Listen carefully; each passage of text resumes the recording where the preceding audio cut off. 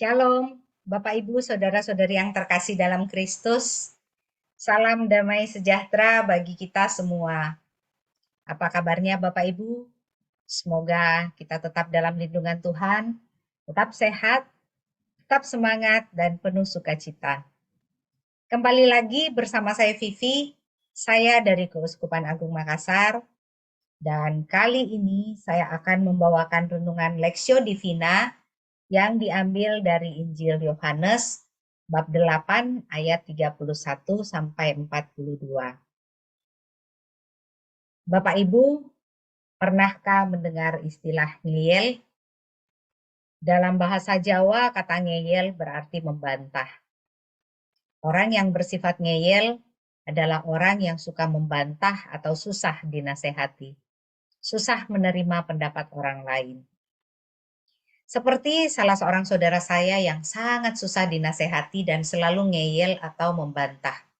Tidak mau menerima masukan dari orang lain. Sudah sangat sering saya mengajaknya ke gereja atau ikut persekutuan doa baik secara online maupun offline. Tetapi dengan berbagai alasan dia menolak dan berkata, "Di rumah saya juga berdoa, tidak perlu bersusah-susah ke gereja." Dan dia merasa pendapatnya sudah sangat benar dan tidak mau mendengarkan penjelasan yang saya berikan. Demikian juga dengan orang Yahudi yang percaya kepada Yesus. Menyikapi orang-orang yang sudah mulai percaya kepadanya, Yesus menasehati mereka untuk tetap bertahan dan teguh dalam firman-Nya, supaya mereka sungguh-sungguh dimerdekakan. Tetapi rupanya mereka belum sepenuhnya percaya kepada Yesus, dan masih sulit untuk memahami pengajaran Yesus. Maka ketika Yesus berkata, "Jikalau kamu tetap dalam firman-Ku, kamu benar-benar adalah murid-Ku, dan kamu akan mengetahui kebenaran, dan kebenaran itu akan memerdekakan kamu." Mereka bukannya percaya, tetapi ngeyel, dan dengan pedas menjawab Yesus, "Kami adalah keturunan Abraham, dan tidak pernah menjadi hamba siapapun. Bagaimana engkau dapat berkata, kamu akan merdeka?" Sungguh mereka tidak mengerti bahwa kemerdekaan di sini bukan dimaksudkan sebagai kebebasan dari segala belenggu dan ikatan sebagai hamba.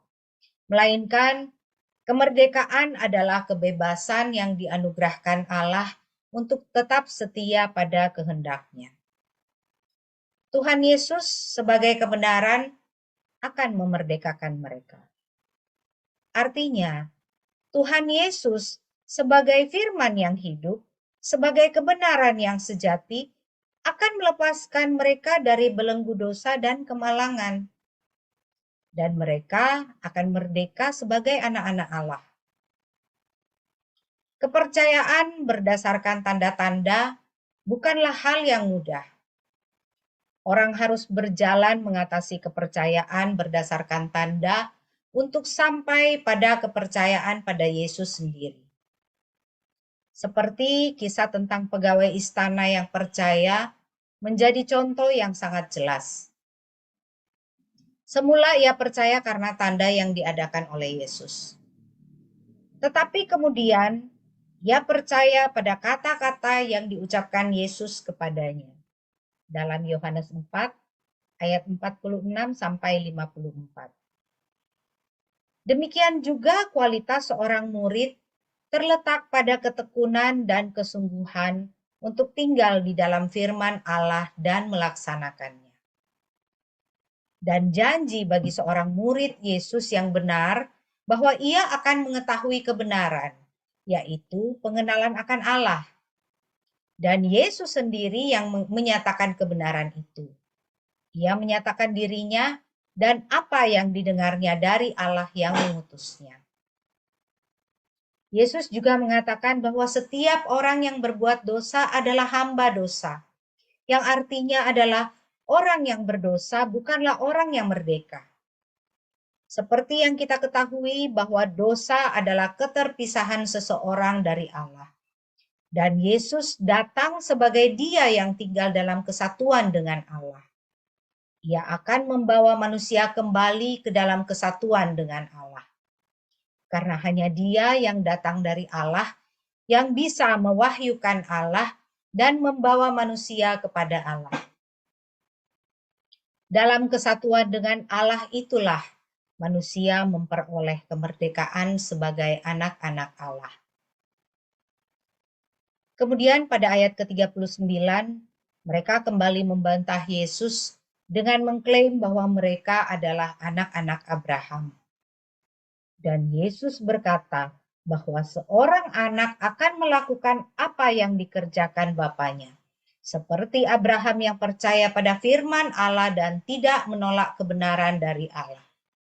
Sebagai anak Abraham, mereka seharusnya mengerjakan pekerjaan yang dikerjakan oleh Abraham. Tetapi mereka justru berusaha membunuh Yesus. Padahal Yesus mengatakan kebenaran yang didengarnya dari Allah.